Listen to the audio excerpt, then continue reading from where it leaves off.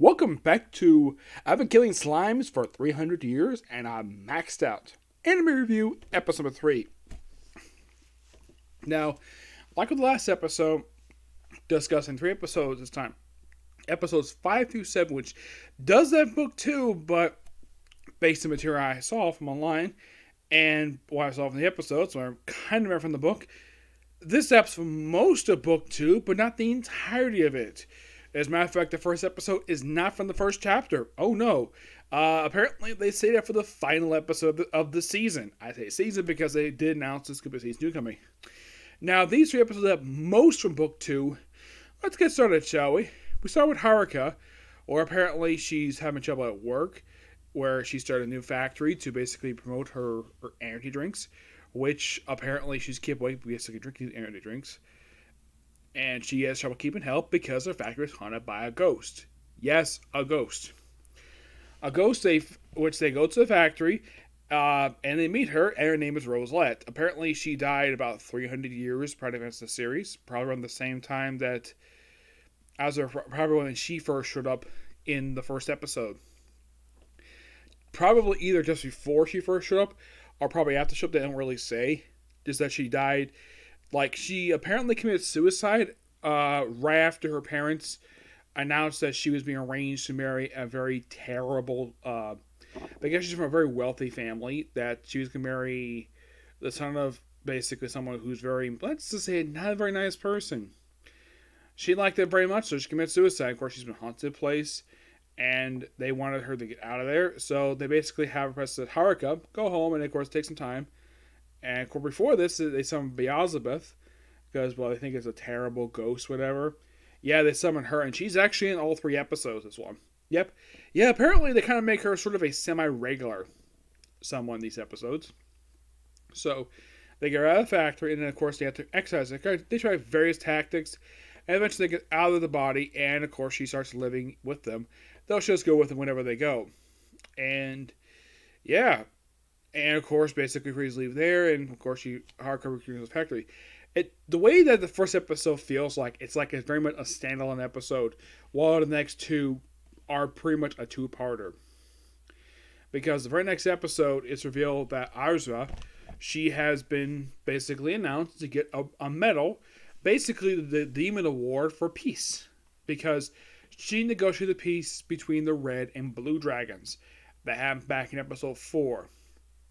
In terms of the anime, why in the world they wait 2 episodes afterwards doesn't make much sense, but you probably think they would probably do this for season 2, but no, this happened this season.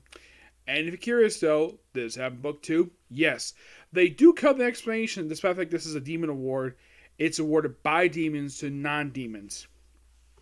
The best way to describe this award, it's like Nobel Peace Prize.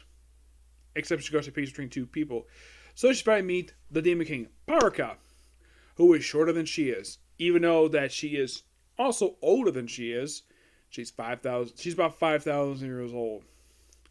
And here's the thing. When I think of the word Demon King, I think of a big, tall guy, not this girl.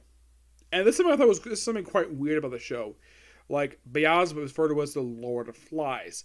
Why in the world she's not referred to as the Lady of Flies, I have no idea. It's by far one of the most baffling things related to this show. That, for some reason, women get male titles. I mean, the only series I've seen this happen with is Hellsing, where the female director of the Hellsing agency has title of Sir, even though that's a male title. Yeah, I thought that was kind of weird. Because when I think of a title for a woman, I think of like a lady or like a duchess, but a lord, or why not just call her Demon Queen? Because that's technically what she is. She's a queen. This is she's Demon King. So they meet, and of course Haruka doesn't know this actually is Demon King, and she accidentally knocks her, basically because she's clumsy. She ends up hitting her chin, and she gets knocked unconscious. So she's immediately arrested on the spot for apparently assaulting the king, even though it was by complete accident. So Beelzebub basically arranges it so she can get an easy pardon, because this was an accident. So they all get sort of locked up. Haruka's guys will be executed. But Beelzebub basically manages to smuggle in some herbs and, of course, have Also, it's revealed that Lika, she actually can turn into a smaller version of her dragon self. She goes and receives herbs, and of course, to create sort of a special herb, not very good to teach to wake her up, not poisonous per se. So they kind of basically sneak into the room. Of course, she's able to defeat the guard guarding her door really easily because she's basically the strongest woman on the whole planet. So then she's about to give her some drink, and she wakes up, and then challenges her to fight and beats her in less than 5 minutes. Yeah, he ends up also shredding her hat and pretty much shredding her coat as well. And Parika basically looks at her as a big sister, despite the fact she's older than she is. Yes, so she arranges basically for her to get a pardon, and also the fact nothing will harm the family. So, yeah, that was pretty simple enough. And of course, basically the whole thing here, where we have a Parika wants a kiss from her, hers. It's kind of explained that shown that apparently she wants a Yuri style kiss between two women. And no, she wants to kiss on the cheek. Yes, a cheek. So, and of course, Iris said Azusa, she proceeds to kiss the cheeks of her daughters and gives everyone else hugs, including Parika, where she would apologize for that. And then the very next day, they have the ceremony. They summon Fartart, the blue dragon. And of course, they just tosses the medals, and like that's it. Not just easily handled. Just toss them in the air, catch them, and that's it. And also the fact made him sort of a servant by having her forced to grab her horns because she's leading the blue dragons. Okay. Then she proceeds to have her come home with her, but live freely, just basically come to her for advice. And by the way, they ride on two little Leviathans. The one who flies first is the both sisters. The one who flies first is the competent one. The one who is the second one, the younger one, she's a bit clumsy, and when the first time they meet her, she's bathing even though she's on the clock. Yep, so when they meet her, she's butt naked. And watching the series, I'm like, where are the guys in the series? Because here's the strange thing about this series. There is no named male characters in this entire series. The only kind of male character I've seen so far, actually, has been like two so far, and it's been Linka's father and her brother-in-law. And that's been basically it, because all I've seen some male characters on screen, but no male characters. Also, the series, so far anyway, 7 episodes in, has the vibe of similar to Mr. Kobayashi's Dragon. Heck, the opening title sequence is very similar to that. Now, here's a little question for you. Is this made by the same studio who made Mr. Kobayashi's Dragon Maid? And the answer is no, it isn't. Azusa, yes. That's the thing. It is not made by the same company, despite the fact that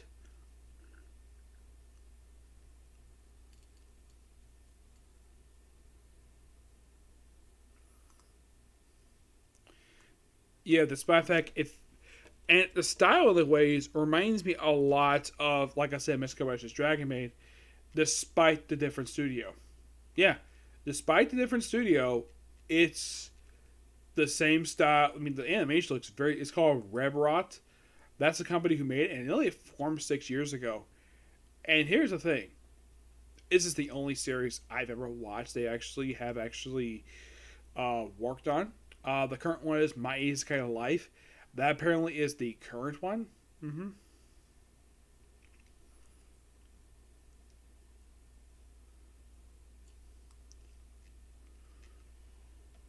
Yeah, that's the current one they right now. Uh, do I think I might get to it? I'm not sure. It depends. And here's a fun fact about this one. This is only the third series this company has ever done. Yeah, 6 years. This company's been around, the studio, and they've only made 4 series in 6 years. You're thinking, really? Yes, really. Yep.